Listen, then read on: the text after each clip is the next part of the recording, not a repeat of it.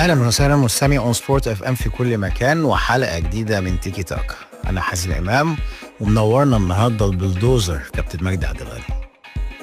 دي بقى من الحاجات جامده اللي انا بموت فيها. ولما بسمعها 40 مره والله العظيم بقعد اضحك وانا لوحدي في الاوضه. ايه بقى؟ لما بتذيع الماتشات لا ده انا كنت فرصه ضايعه لجون انطوي، لجون جاب جون جون اللي ما جابهاش جون. واي يا خرابي. ايوه بقول لك ايه يا حازم، انا كان ليا جمهور دي رهيب جامده جدا اقسم بالله. لا طب عايز اقول يا لك حاجة. خرابي دي لما بتاع البرازيل قلت له قوم انت هتهجس. اي والله العظيم قلت له ما لمسكش، قوم انت هتهجس. لا بس انت جايب لك عارف ايه اللي حصل؟ هقول لك شويه حاجات دلوقتي. انت عارف ايه اللي حصل؟ ايوه هقول لك بس اشتكوني طبعا وقفوني. طبعا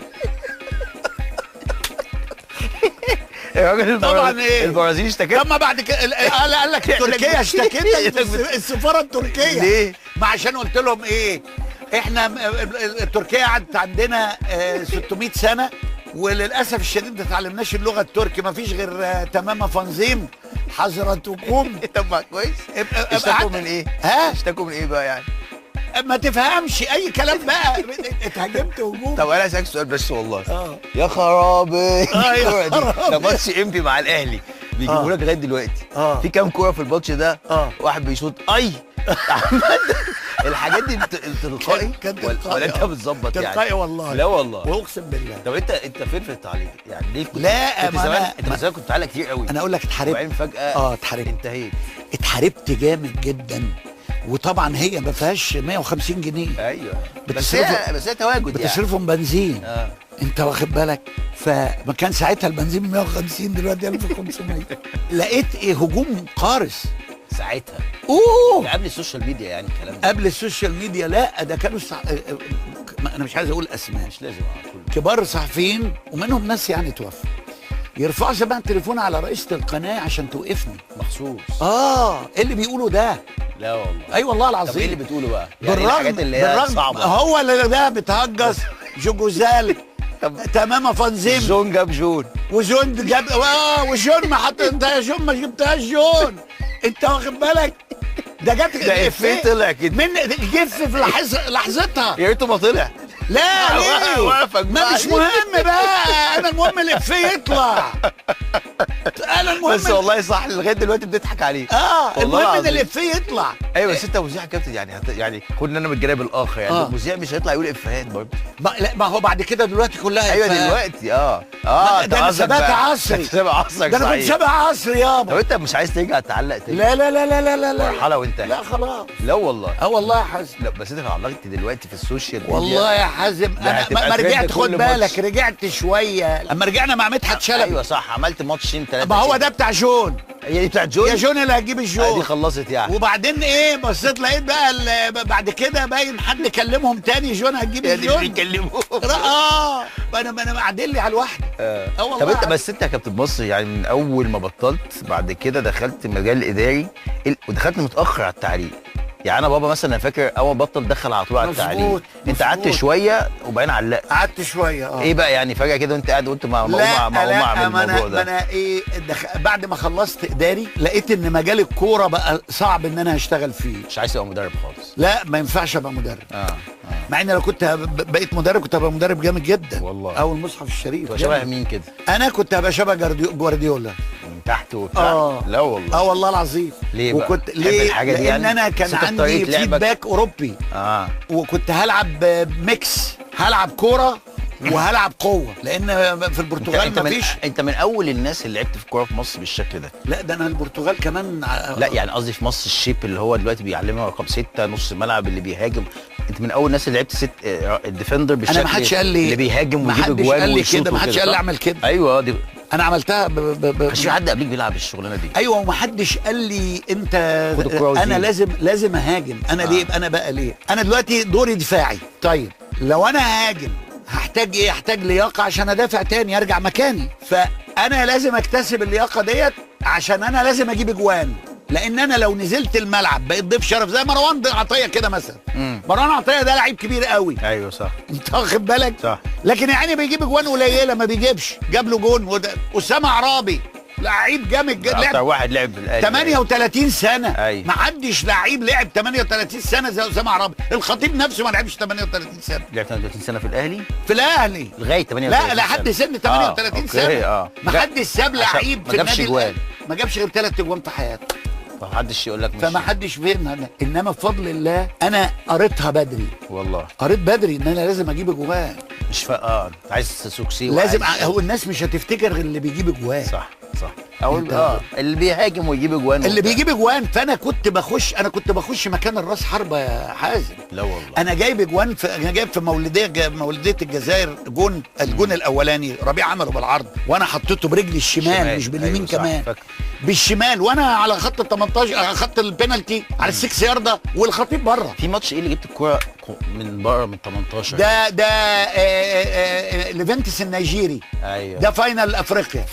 ده فاينل افريقيا. تخيل انت فاينل افريقيا دلوقتي جبت جون زي ده، يا نهار يا خرابة السوشيال ميديا تعمل لك تماثيل. ده الاجوان اللي انا بجيبها دلوقتي. انا جايب جون في الاسماعيلي شوطه، الكره لسه اول 5 دقايق ولا 10 دقايق في الماتش جات لي الكوره، قمت ببص الناحيه الثانيه لقيت الجنب اليمين فاضي، قمت محولها الجنب اليمين لزكريا نصر. قام زكريا ناصر مستلم والاسماعيلي كله ورا، كل الفرقه الاسماعيلي فرقه تقيله ساعتها، ال 11 لعيب ورا، انا لسه يا دوب 40 يارده من الجون، فزكريا ملاش غيري فقام لعبها لي تاني. انا قمت حاطط الكوره كده بعد نص الملعب، بعد الدايره كده، من قبل الدايره ب 15 متر، من بعد الدايره بقى، من بعد دايره السنتر ب 10 متر تقريبا.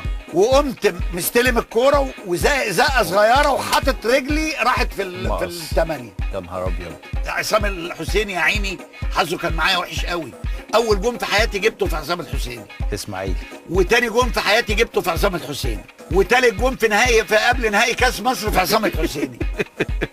جايب 3 اجوان في الاسماعيلي. بس بقول لك الحاجات دي دلوقتي لو انت جايب جون في نهائي افريقيا شوطه من بره ال 18 وانت نص ملعب، كانت عمل لك تحليل واستوديوهات تحليليه لوحدك. افلام. مفيش حد دلوقتي شبهك خالص. ده انا ما اختارونيش احسن لاعب في مصر انا وانت بتلعب وانا بلعب. بس تقريبا كانت برضه الدنيا فطاح. لا كانت علاقات. لا والله. والله العظيم. يعني انت بس ما في اسامي كانت جامده كان انا ما كانش ليا علاقات. يعني انت برضه لعبت برضه ايام كابتن حسن شحاته، عارف الاسامي، لحقت الجيل ده. بس عارف الاسامي الجامده بقت جامده ليه؟ من كتر ما بيتكتب عليها. ايوه طبعا بيخلي الناس تتفرج عليه اكتر. كانوا مصاحبين، كان في اسامي جامده مصاحبه. انت معتبر الكوره في مصر ساعات بيطلع مش الاحسن هو اللي بيبرز؟ لا والله.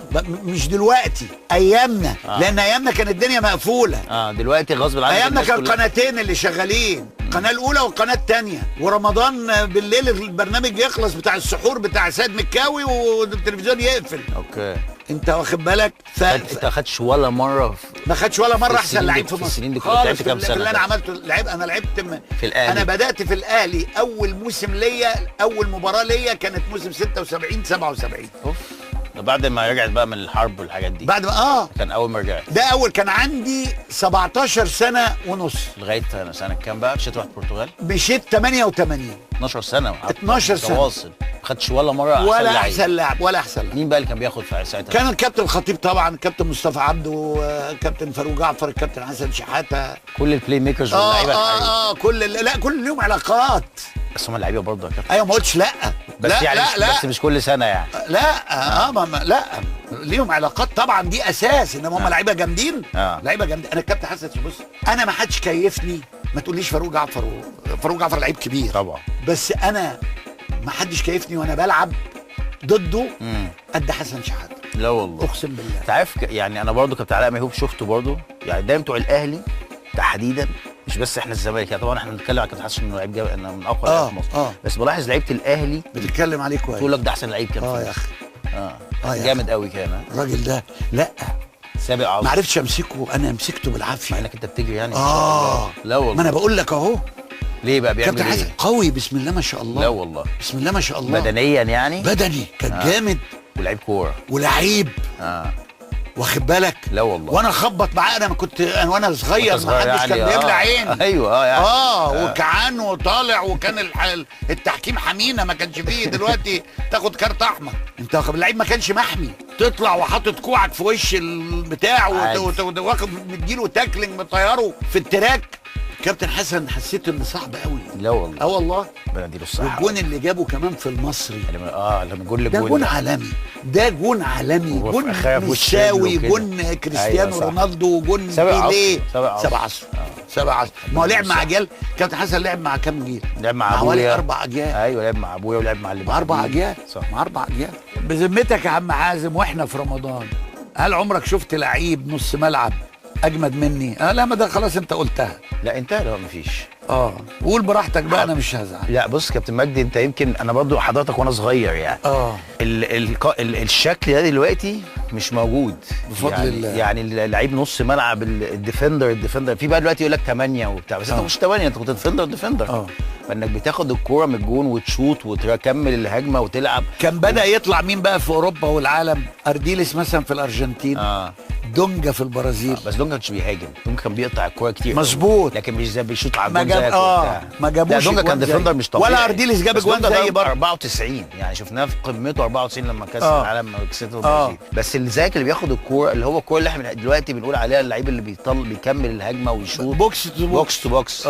من اول ما فيش حد عملها بعديك. مين تاني احسن واحد بعديك؟ مش لاقي. يا سلام والله ما لاقي. اسماعيل يوسف عملها شويه برضه. كابتن اسماعيل بس ما بيشوطش زيك، بس هو بياخد الكوره مش بعديه معايا. بس هو اصغر منك. ايوه اصغر كنت بتلعب انت وهو في المنتخب. ايوه اسماعيل كان بيلعب جنبي عشان كده. اسماعيل انا لعبت معاه ما شاء الله برضه 3 رئات يعني.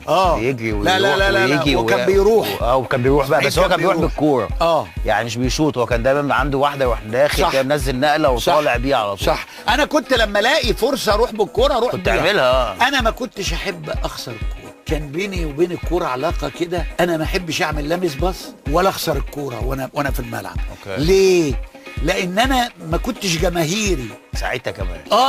لا والله. والله العظيم. انت جايب جون في نهائي افريقيا. ما كنتش جماهيري يعني. اسمع اللي بقول لك عليه. نهائي افريقيا سنه كام صدق ده كان 86 يعني. واحنا خدنا لما مصر خدت بطوله افريقيا خدنا الكبار خدنا 3 بطولات ورا بعض انا اللي جايب فيهم الاجوان. بص يا سيدي مش محبوب جماهيريا. 84 85 86 لعبنا الجابون، انا جبت الجون ضربه جزاء. ده منتخب مصر. لا الاهلي ده فاينل في الجابون، سجارة الجابوني.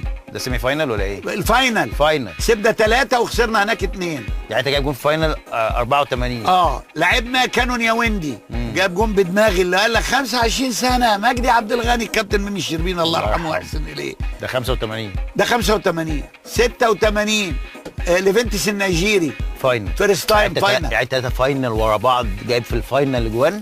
هنهزر. والله العظيم. ده في التاريخ. طب ده ما حدش بيقول الكلام ده ليه؟ لا انا بقوله. ايوه ماشي انت لوحدك ما حدش بيقولوش بقى. هنهزر. 3 فاينل ورا بعض انت جايب 3 فاينل افريقيا. وكسبتوا ال3 بطولات. وكسبنا ال3 بطولات. لا والله العظيم. والله العظيم. وشايل جون في 82 بطولة افريقيا للانديه الابطال من على خط الجون بدماغي، لو جت فينا جون قدام كوتوكو كان ممكن تغير مجرى المباراه دي خالص. بس ان انت تجيب 3 فاينل على التوالي اجوان في الفاينل ما بتحصلش. انا جايب جون في المقاولين. ده بيبقى مهاجمين بيعملوها يعني. بقول لك يا حازم انا جايب جون في المقاولين. بص اقسم بالله. وجايب جون في اليونان. الجونين دول ليه؟ لان جايبهم بوش رجل الخارجي دي كده. في السوكه. لا والله. ايوه المصعب في ال8 اسامه عربي عملها لي في ملعب المقاولين. عملها لي. طب انت اليوتيوب مؤثر معاك ليه كده؟ لا انا مش مهتم بيه. ما عندكش الفيديوهات دي؟ لا مش مهتم بيه. عندك يعني الحاجات دي؟ لا مش عندي. لا ما عندكش جوان دي خالص؟ لا عملت عندي جواني في البرتغال. لا في مصر ما اعرفش اتسرق. يعني انت لو عملت فيديو 3 جوان الفاينل بتوع الاهلي دول لا بعرضهم فين بتعرضهم فين؟ موجودين على اليوتيوب. لا والله. والله. لا لازم تظبط يا كابتن. موجودين على اليوتيوب. لازم تظبط الجمهور الصغير برضه يعرفك يعني. لا ما الولاد الصغيرين دلوقتي عارفين الاعلان عبد الغني وعارفين الاعلان كل اللي بيعمل ازاي. مش عارفين تاريخك. انا اول مره اقول انا لعيب كوره يعني بحب الكوره جدا. اول ما اخد بالي ان انت جبت 3 اجوان في 3 فاينلز ورا بعض و3 كسبتوهم الاهلي وكسبناهم واحتفظنا بالكاس.